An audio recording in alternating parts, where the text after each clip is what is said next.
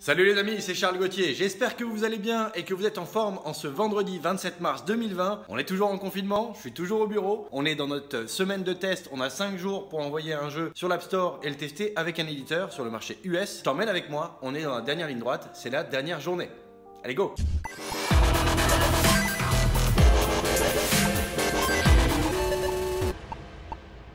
Les amis, vous l'aurez compris, cette semaine est plutôt chargée, intense, mais on arrive en fin de semaine, il nous reste qu'une journée sur les 5 et on est bien placé. Ça va, on est rassuré, on n'a pas trop de stress, trop de pression, on a plutôt une excitation de faire du mieux qu'on peut pour réussir à sublimer tout ce qu'on a fait et enfin le tester sur le marché parce qu'on a quand même hâte de voir ce qu'on a pu produire cette semaine, de voir les datas, de voir les stats, de voir les réussites ou non du potentiel de ce projet. Voilà, donc comment on va organiser notre journée? On va avoir deux grands axes. Un axe, faire au mieux tout ce qu'on peut pour amener une meilleure expérience de jeu encore une fois.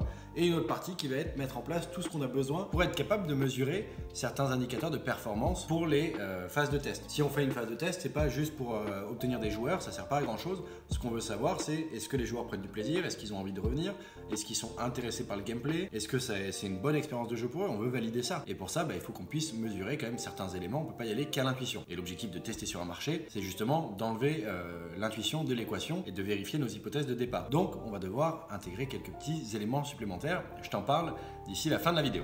Bon, on va attaquer la matinée parce qu'on a quand même très peu de temps devant nous.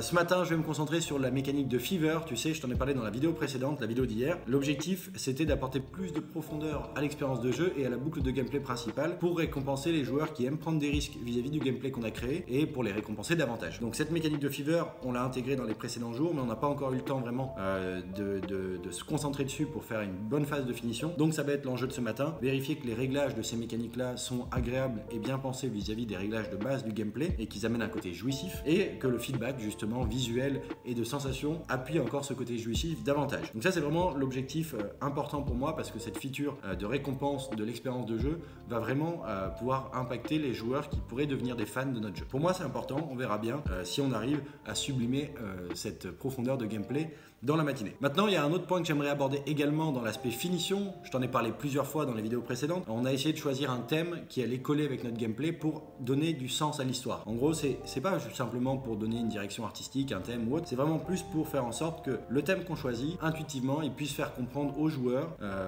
comment doit se jouer le jeu, quel est l'objectif du jeu, sans même avoir vu un tuto. Et si on arrive à bien mixer les deux, à trouver une cohérence, alors c'est plutôt mission réussie. On devrait pouvoir baisser nos coûts d'acquisition, ce qu'on va vérifier bien évidemment lorsque les tests seront lancés. Voilà un petit peu pour moi les objectifs de la matinée. Flo de son côté, donc mon développeur gameplay, continue à peaufiner l'expérience de jeu, à vérifier que tout fonctionne bien, enlever les debugs pour avoir un jeu un peu plus performant et finaliser voilà, les dernières features sur lesquelles on travaillait et qui ont peut-être besoin d'un petit coup de refactoring et de meilleure stabilité. Voilà, donc en gros, chacun avance de son côté pour essayer de rendre la meilleure expérience de jeu possible. Cet après-midi, on mixe le tout et on ajoute les SDK. J'y viens dans une seconde.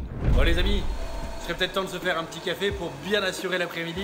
Je t'emmène avec moi. Alors cet après-midi, qu'est-ce qu'on a au programme? On est dans les temps, on n'est pas stressé, donc on se met pas une énorme pression. On veut bien faire les choses et pour nous assurer de faire des tests et de pouvoir exploiter ces tests, il faut qu'on puisse mesurer les indicateurs clés de performance, ce qu'on appelle des KPI, Key Performance Indicators. Et pour ça, il faut utiliser des services d'analytics. Donc il y en a plein sur le marché, mais d'usage, j'ai pu remarquer quand même que la majorité des éditeurs utilisaient les mêmes services et que la plupart de mes collègues créateurs de jeux aussi qui font de l'auto-édition ou qui font de la promotion de leur propre jeu utilisent également des services similaires. Donc ce que je vois souvent de manière répétée sur le marché, c'est Game Analytics, qui est un service donc spécialisé dans les analytics évidemment, et Facebook Analytics. Pourquoi Facebook Analytics? Pourquoi avoir les deux? Déjà peut-être parce que chacun y va un peu à sa sauce et ça permettra d'avoir une moyenne des datas, mais en plus on va devoir faire de l'acquisition de joueurs pour obtenir peut-être 1000 joueurs et vérifier nos hypothèses. On va faire de la pub, on va pas attendre que 1000 joueurs en organique arrivent sur notre jeu, ça prendrait des semaines à moins d'avoir une audience déjà à qui communiquer. Donc on va faire un peu de publicité et pour ça on va passer par une régie publicitaire. Et quelle est la régie publicitaire qui a le plus de monde aujourd'hui? C'est Facebook. Donc on va utiliser Facebook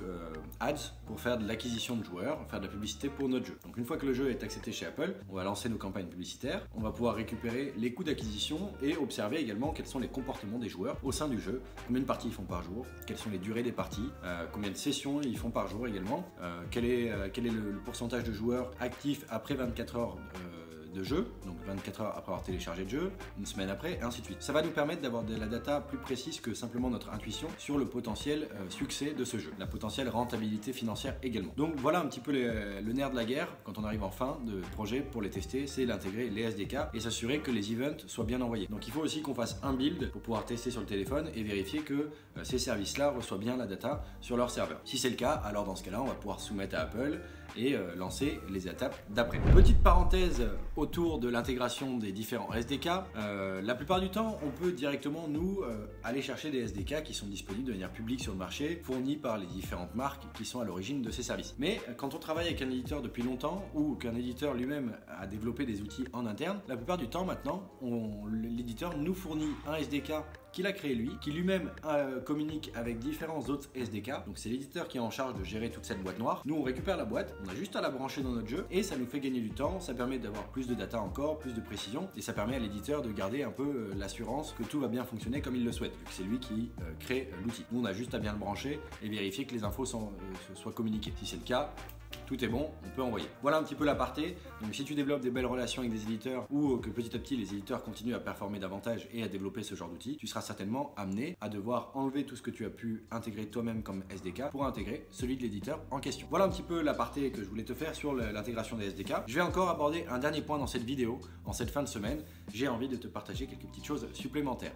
Je t'emmène. Bon les amis, on arrive en fin d'après-midi, on a pu terminer l'intégration des services, on en a vérifié également en faisant un build sur le téléphone si les services qu'on a intégrés communiquaient bien avec les serveurs. C'est le cas, Game Analytics reçoit des infos, Facebook Analytics également, le SDK de l'éditeur est donc bien intégré. On va pouvoir passer à l'export, au build final, soumettre tout ça sur iTunes Connect, donc le site d'Apple qui permet de mettre en ligne sur l'App Store. Donc pour ça, il faut que je fasse maintenant un build de Unity vers Xcode et que j'aille dans Xcode, le logiciel propriétaire d'Apple, pour faire un build, un export vers la plateforme de l'App Store. Donc je vais pas te montrer tout ça, je te l'ai déjà partagé rapidement dans certaines vidéos précédentes, mais voilà un petit peu l'idée de cette fin de journée. On a un gameplay fort sympathique, moi j'en suis très heureux. J'ai hâte d'avoir de la data, j'ai hâte de voir ce que ça va donner, est-ce que les coûts d'acquisition seront intéressants, est-ce que l'expérience de jeu sera suffisamment fun pour qu'on ait une belle rétention. Je te partagerai certainement certains résultats dans une prochaine vidéo. Faudra attendre quelques jours quand même parce que le temps qu'on lance l'acquisition et que les joueurs puissent faire quelques jours de jeu, on va attendre au moins une dizaine de jours avant d'analyser les résultats de ces tests. Le temps qu'Apple accepte le jeu et que tout se mette en route, en général moi je compte 15 jours à partir du moment où je soumets et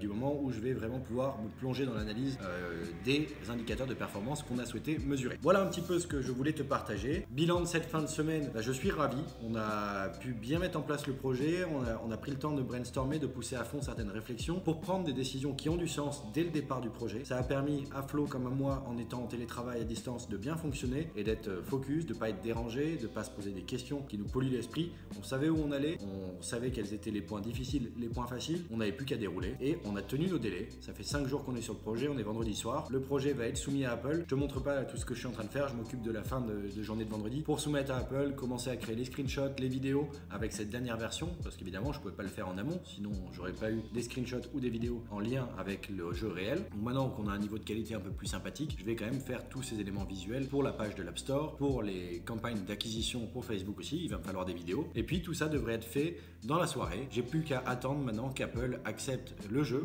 En général ça prend entre 24 et 48 heures, parfois moins. Le record que j'ai eu pour ma part c'est 2h30 ou 2h45. Donc fais-moi savoir toi aussi si tu fais des builds et des exports ou des soumissions sur l'App Store, combien de temps en général ça te prend, je serais curieux de le savoir, ou quel a été ton record. Bon bah voilà les amis, notre petit challenge de 5 jours arrive à sa fin. Comme tu as pu le voir, je suis plutôt satisfait de ce qu'on a fait et j'ai hâte d'avoir les datas de ces tests, d'avoir les résultats de ces tests. C'est toujours très excitant comme phase. Évidemment, on est très heureux d'avoir délivré ce qu'on a pu délivrer en 5 jours. Maintenant, il n'y a que le marché qui a raison. Donc, faut arrêter de croire que notre intuition est toujours la bonne. Sur ce marché, c'est très contre-intuitif. Il faut faire les choses avec intelligence, il faut faire avec des analyses. Il faut essayer de se lancer sur des concepts qui ont du potentiel sur le papier, mais il ne faut pas trop y accorder d'importance avant le premier test. Dans le sens où le premier test peut être très décevant comme au contraire très surprenant. On sait jamais, franchement, nous on a fait l'exercice en interne régulièrement de donner des estimations sur les coûts d'acquisition et de la rétention. Clairement, il y a toujours des avis différents et personne n'a jamais raison. C'est pas simple à anticiper, donc c'est pour ça qu'on essaie de tester au plus vite pour pouvoir itérer, affiner et minimiser les risques. J'espère que tu auras compris le sens de notre démarche. Évidemment, on pourrait aller encore un peu plus vite sans mettre en place toute la structure de manager qu'on a. On est sur un prototype, on aurait pu très bien y aller en mode un peu plus brouillon, quitte à devoir reprendre le projet de zéro si les tests étaient concluants. Donc nous, on a préféré réutiliser notre template, notre framework, nos systèmes de manager parce qu'on aime bien ça et que c'est maintenable dans le temps et que ça nous permet de pouvoir remettre les mains dedans quand on veut modifier les features facilement. Voilà, sans créer des conflits ailleurs avec d'autres features. Donc, c'est notre choix technique. On pourrait quand même aller bien plus vite. Si c'est pour des tests de pub en vidéo, on aurait pu aller encore plus vite que ça. Mais là, je voulais t'expliquer vraiment qu'est-ce qu'on pourrait faire pour faire les choses, pour moi, d'une façon qui donne du sens et qui est intelligente. J'aimerais vraiment savoir ce que tu as pu penser de notre démarche et également savoir quelles seraient les tiennes, quels sont tes choix quand toi tu te lances dans un projet et que tu veux vraiment le réaliser de la meilleure façon qui soit. Je serais très curieux d'en discuter avec toi. Donc l'espace commentaire est là pour ça. En tout cas, je te remercie énormément d'avoir suivi cette série sur 5 jours. Bien évidemment, les vidéos ne s'arrêtent pas. Je continue mon challenge d'une vidéo par jour sur toute la durée du confinement. Donc je te dis à demain. Merci beaucoup de m'avoir suivi. Ciao.